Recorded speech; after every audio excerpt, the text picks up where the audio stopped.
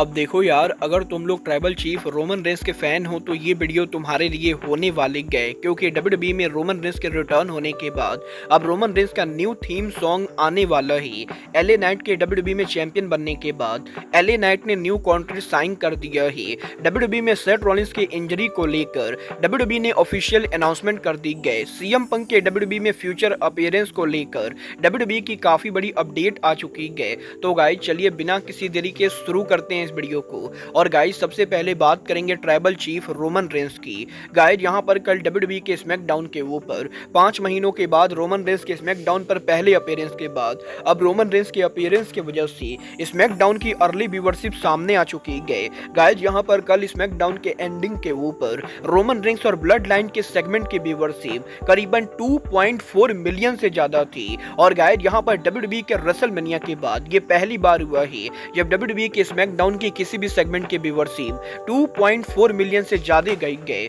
और डेफिनेटली ये कहना गलत नहीं होगा कि डब्ल्यूडब्ल्यूई के स्मैकडाउन के ऊपर रोमन रेंस का रिटर्न होना डब्ल्यूडब्ल्यूई स्मैकडाउन के लिए अब तक का बिगेस्ट ड्रॉ बन चुका है। वेल देखना बहुत ही दिलचस्प होने वाला है कि स्मैकडाउन की फाइनल व्यूअरशिप कितनी होती है। बट गाइस जहां तक बात रही रोमन रेंस की, तो गाइस अब जबकि रोमन रेंस डब्ल्यूडब्ल्यूई पर वापस आ चुके हैं और रोमन रेंस का बेबी फेस टर्न हो चुका है, तो गाइस डब्ल्यूडब्ल्यूई कंपनी फाइनली यहां पर एक बार फिर से रोमन रेंस के थीम सॉन्ग को चेंज करने वाली है। गाइस यहां पर ये बात तो हम सभी लोगों को मालूम है, 2020 में रोमन रेंस के हील टर्न से पहले रोमन रेंस सील्ड का थीम म्यूजिक यूज किया करते थे। बट गाइस रोमन रेंस के हील बनने के बाद रोमन रेंस ने उनके एंट्रेंस म्यूजिक को चेंज किया और पिछले 4 सालों से डब्ल्यूडब्ल्यूई के अंदर रोमन रेंस उनके सेम एंट्रेंस म्यूजिक को यूज कर रहे गए। बट अब जबकि रोमन रेंस दोबारा बेबी फेस बन चुके गए, तो गाइस रोमन रेंस एक बार फिर से उनके थीम म्यूजिक को चेंज करने वाले गए। और गाइस फाइटफुल ने ये कंफर्म किया है कि डब्ल्यूडब्ल्यूई कंपनी ने यहां पर रोमन रेंस का न्यू थीम म्यूजिक तैयार कर लिया है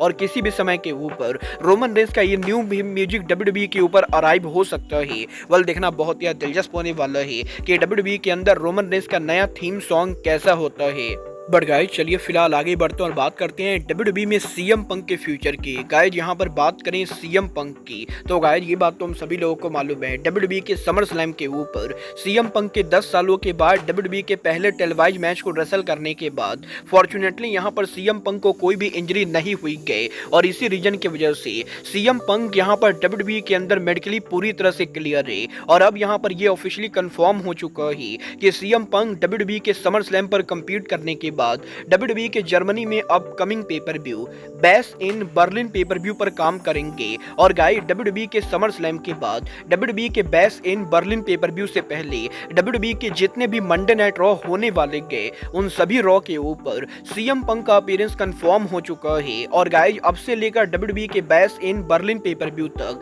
डब्ल्यूडब्ल्यूई के हर हफ्ते मंडे नाइट रॉ के ऊपर आपको सीएम पंक देखने को मिलेंगे। वेल देखना बहुत ही दिलचस्प होने वाला है कि डब्ल्यूडब्ल्यूई के base in Berlin pay per view के ऊपर जर्मनी में सीएम पंक किसको फेस करते गए। बट गाइस जहां तक बात रही सीएम पंक की, तो गाइस मंडे नाइट रॉ के ऊपर सेथ रॉलिंस और सीएम पंक के कन्फ्रंटेशन के बाद ये चीज तो हम सभी लोगों ने देखी कि ब्रॉन्सन रीड के द्वारा रॉलिंस को बीट डाउन किया गया। और गाइस डब्ल्यूडब्ल्यूई की इस पूरी स्टोरी लाइन को लेकर अब raw general manager Adam Pearce की काफी बड़ी अपडेट आ चुकी है। गाइस यहां पर एडम पियर्स ने कंफर्म कर दिया है कि डब्ल्यूडब्ल्यूई में ब्रॉन्सन रीड के रॉलिंस पर अटैक करने की वजह से सेथ रॉलिंस को सीरियस इंजरी हो चुकी है और रॉलिंस यहां पर अब लंबे टाइम तक डब्ल्यूडब्ल्यूई के अंदर हमें यहां पर देखने को नहीं मिलेंगे। और गाइस डब्ल्यूडब्ल्यूई ने स्टोरी लाइन के अंदर सेथ रॉलिंस को टीवी से ऑफ एयर कर दिया है। वेल गाइस क्योंकि सेथ रॉलिंस की इंजरी यहां पर स्टोरी लाइन की इंजरी ना होकर बल्कि रियल इंजरी है, तो गाइस इसीलिए अब ये देखना दिलचस्प होगा कि रॉलिंस यहां पर कितने लंबे टाइम तक डब्ल्यूडब्ल्यूई के टीवी से दूर रहते गए।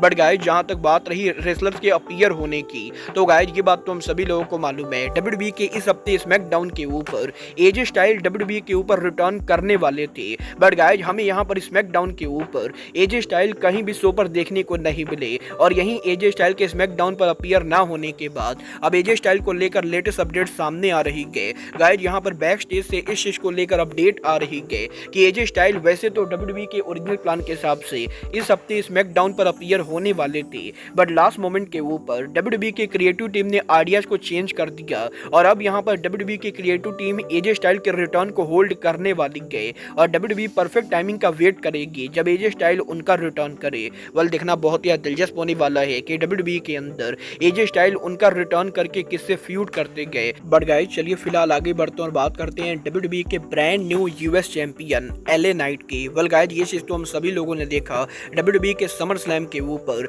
एलए नाइट लोगन पॉल को हराकर WWE के ब्रांड न्यू यूएस चैंपियन बन चुके गए और एलए नाइट के यूएस चैंपियन बनने के बाद अब फाइनली WWE के अंदर एलए नाइट ने WWE के साथ न्यू कॉन्ट्रैक्ट साइन कर दिया है और रिसेंट टाइम के ऊपर एलए नाइट के WWE में काफी पॉपुलर होने के बाद WWE के द्वारा एलए नाइट को न्यू कॉन्ट्रैक्ट ऑफर दिया गया था और WWE के काफी बढ़िया कॉन्ट्रैक्ट ऑफर के बाद अब एलए नाइट ने WWE के न्यू ऑफर को एक्सेप्ट कर लिया है और WWE से मोटे पैसे लेकर एलए नाइट यहां पर new multi year contract sign कर चुके हैं, जिसका मतलब ये है कि अब यहां पर आने वाले काफी लंबे टाइम तक एलए नाइट आपको WWE पर गारंटेड देखने को मिलेंगे। वेल देखना बहुत ही दिलचस्प होने वाला है कि अब जबकि एलए नाइट यूएस चैंपियन बन चुके गए और WWE ने एलए नाइट को न्यू मल्टी ईयर कॉन्ट्रैक्ट में साइन कर लिया है, तो आखिर यहां पर एलए नाइट का फ्यूचर कैसा होता है। बट गाइस चलिए फिलहाल आगे बढ़ते और बात करते हैं WWE के इंटरनेशनल PLE की। गाइस यहां पर ये बात तो हम सभी लोगों को मालूम है 2024 के ऊपर